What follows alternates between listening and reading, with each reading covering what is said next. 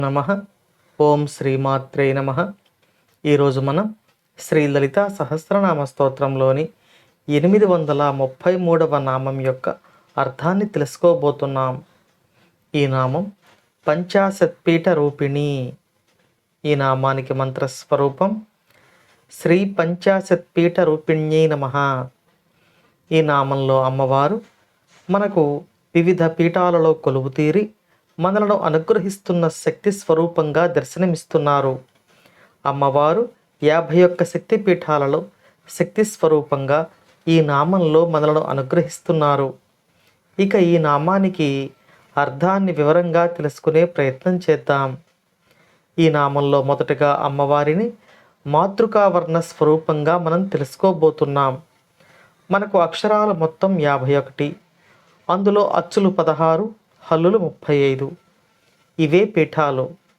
వీటిలో కొలువుతీరి ఉన్న తల్లి పంచాశత్పీఠ రూపిణి అని వసిన్యాది వాగ్దేవతల చేత కీర్తించబడుతున్నారు.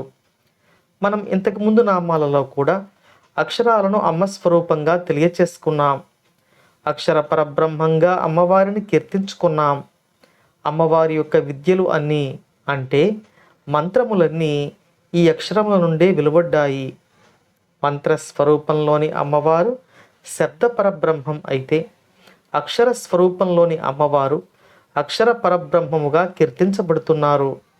శబ్ద పరబ్రహ్మము అక్షర పరబ్రహ్మము నుండే మనకు లభిస్తుంది. కాబట్టి అక్షరములే అమ్మవారు కొలువై ఉన్న శక్తిపీఠములు. ఆ అక్షరముల నుండి వెలువడిన మంత్రస్వరూపములే అమ్మవారి యొక్క శబ్ద స్వరూపములు. కాబట్టి ఈ నామంలో అమ్మవారు 51 అక్షరముల స్వరూపంగా ఉన్న అక్షర దేవతగా మనలను అనుగ్రహిస్తున్నారు అని వసిన్యాది వాగ్దేవతలు ఈ నామంలో మనకు తెలియచేస్తున్నారు. ఇక కుండలిని పరమైన అర్థాన్ని కూడా తెలుసుకుందాం.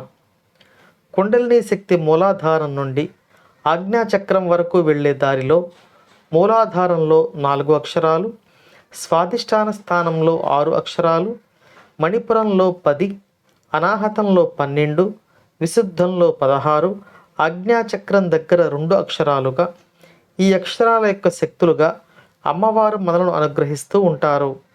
ఈ అక్షర దేవతలకు మూలమైన శ్రీ లలితా పరమేశ్వరితో కలుపుకొని మొత్తం 51 మంది దేవతలు అవుతారు.